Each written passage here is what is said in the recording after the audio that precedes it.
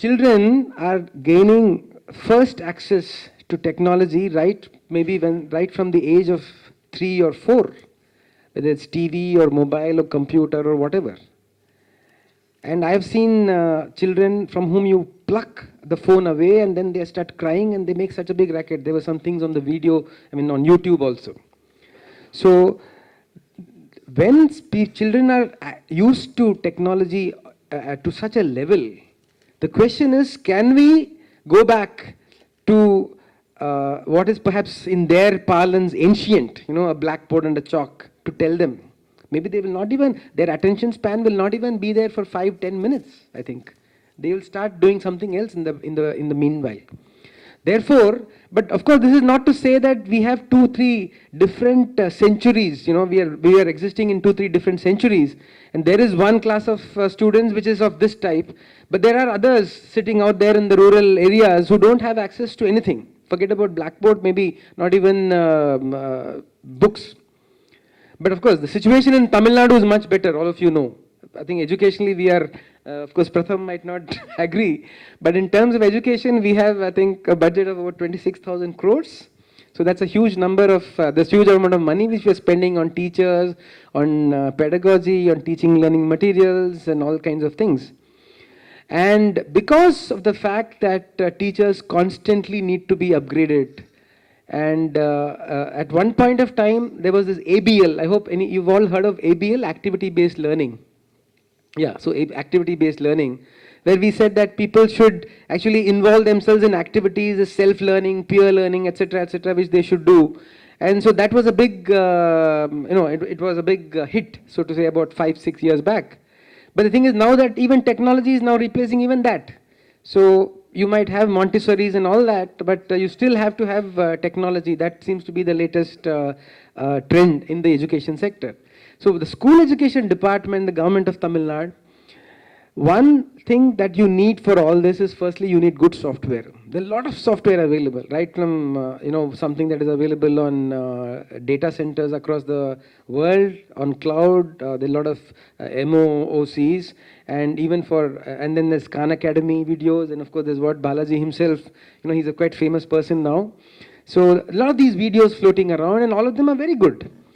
So what we have tried to do is, firstly, and of course, recently you must have seen in the last couple of months at least, or a lot of last 3-4 months at least, a lot of such stuff appearing in the newspapers, where the entire pedagogy, the entire learning levels, everything needs to be changed. Of course, there is no doubt about that, and the government is fully aware of that.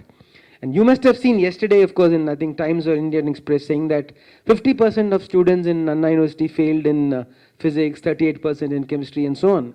So why is that?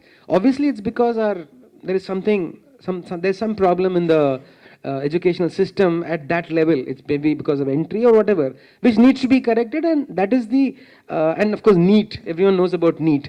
So all these things the government is aware, and one important intervention is on the curriculum, to ensure that curriculum is updated to CBSE levels. Number 2, to use technology, and for technology you need connectivity, and for connectivity we are doing something called the BharatNet, which reaches the villages, and backhaul we are trying to do a 96 core or a 48 core fiber optic backhaul, which is on all the aerial, it's all aerial. And you would be surprised that in the last 1 month or 1.5 months, about 12,000 people were going around mapping these poles so that we could set up that network, which is planned in about 10 to 15 months. And then from there down below, from the villages to the households, through again optic fiber, and now we have linked up with the cable TV network. All the LCOs will be, apart from offering the cable TV signals, they will also be offering internet connectivity. So we have this dual play set-top boxes which we have ordered, which we are in the process of ordering. So these will be given, and people can from their residences access an educational TV channel which will be broadcast from here in Chennai. The software for that is available. A lot of it is available. And we have there's something called the Tamil Virtual Academy, which does the local language conversion of a lot of the software that is available. So we have converted a lot of it with background Tamil commentary and Tamil teachers giving the voiceover. So that has happened for about 1,000 videos. Why I'm telling you all this is, for this we need the ecosystem in place. To have a digital education happening, we need an ecosystem in place, which means that you not only have the lessons, you have the network, you have connectivity. After all, any of us looking at the phone and seeing the wheel turn more than 3 times, immediately we get very agitated. We can't wait, and that's what happens to students as well, and they can't wait, and this requires a lot of bandwidth. Therefore, connectivity, putting things on the and the data structure infrastructure here, cloud and all that, the data infrastructure, that, and then the recovery center and all that, and tying up with software agencies of the kind that I just told you, and of course software. IIT has NPTEL.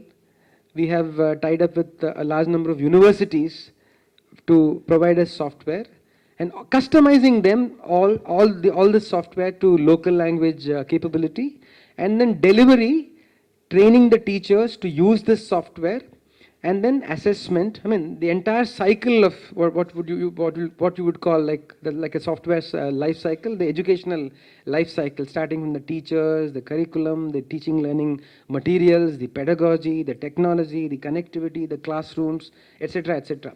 Because in Tamil Nadu we are good on the other software aspects, and the hardware aspects. We are good on the classrooms, we are good on the toilets, we are good on the giving them bags, giving them We've given about 3 million laptops in the last 5 years. So giving them laptops and now maybe mobile phones, and then providing Wi-Fi in the schools, providing internet in the schools. So all this requires a lot of money. So, but that has been done. I think the infrastructure ecosystem is there. But then what would you do with the huge hardware unless you have the software which is of use to students? So I think that is the concentration that we are giving on now. And I think this broadly describes what the government is doing. Thank you so much, Ramchandran, for that very concise way in which you presented government's own initiatives. For want of time, I would request that all questions be taken offline. And I want to thank the panelists for having come here, shared their thoughts, and contributed to this overall discussion. Thank you very much.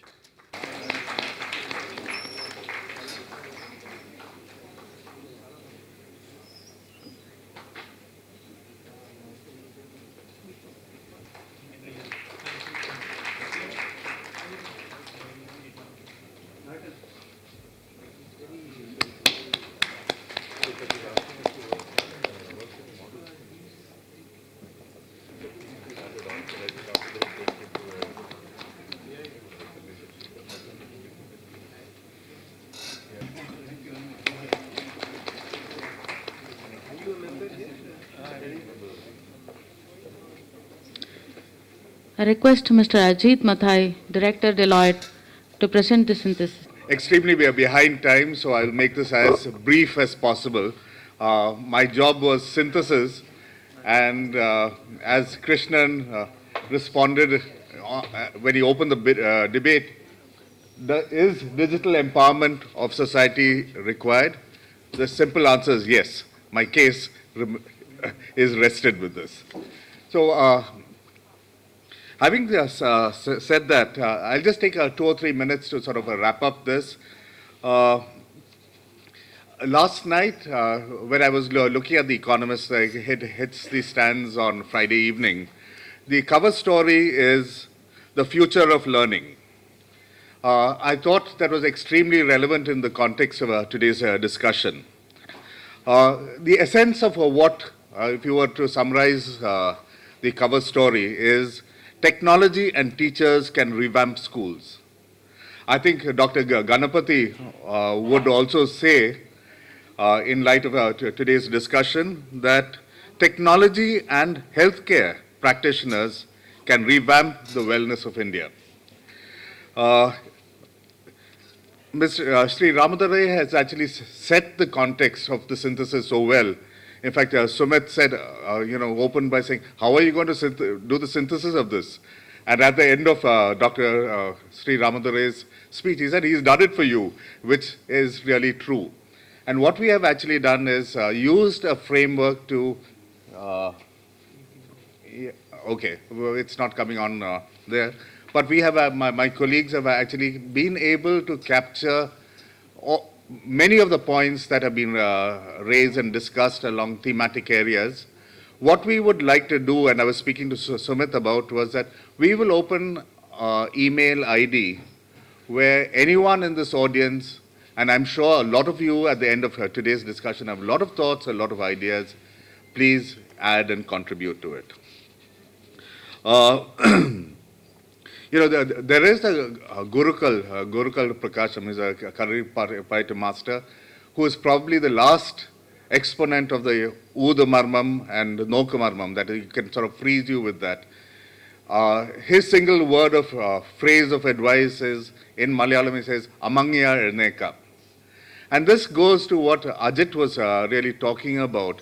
He was talking about the what, distinguishing between the what and the how. There is a lot of noise about the how, and there are business enterprises that are growing around the how.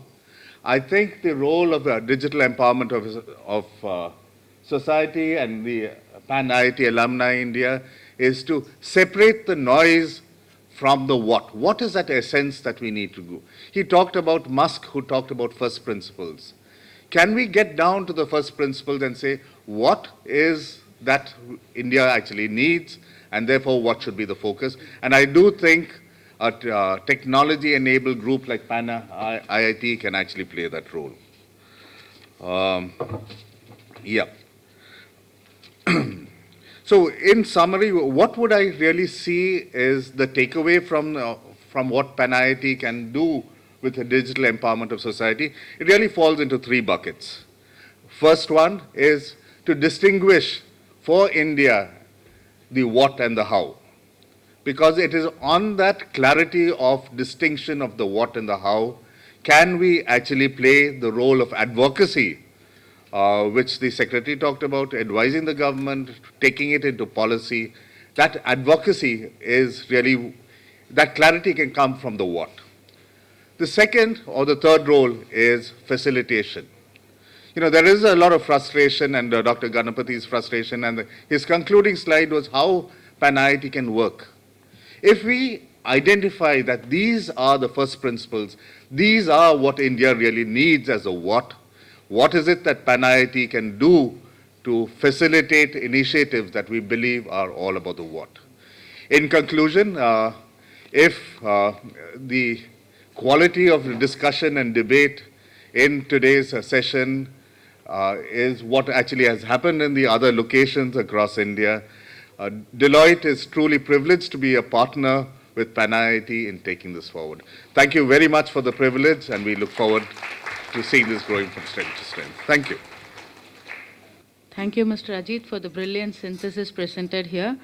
May I now request upon Mr. Ravi Venkatraman, President, IITM Alumni Association, to give us the vote of thanks.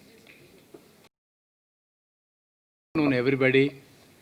I know that I am standing between you and the lunch, and obviously I won't take much of time. So first of all, I like to thank Mr. Ramdurai for having come all the way from, of course, in absentia now, come all the way and then made a brilliant speech initially to set the tone. I also like to thank all the various, in fact, speakers, panelists, people like Dr. Ganpati, and the others, who all have taken time in spite of their very, very hectic schedule and came and made a beautiful presentation over here. And I'd like to thank all the audience for having sat through. It's from 10 to 1, which is a fairly long time. And we had quite a few lectures and quite a bit of discussions. I didn't find many people walking out because I thought after Ramdurai goes, I thought half the fellows will again walk out. I didn't see that happening. So I'd like to thank all the audience and for having been here. And I'm very sure that all of you must have learned something useful from these sessions. And I'd like to thank IIT Ma, team, in fact, then Lata and the team for having made all the arrangements here, and the moderators, Jayapriya, as well as JK, for having done a brilliant job. Eventually, I want to thank IIT Madras for having given the facility to us. And with this, right, I just invite you all for a well good lunch. Enjoy yourself. Thank you very much.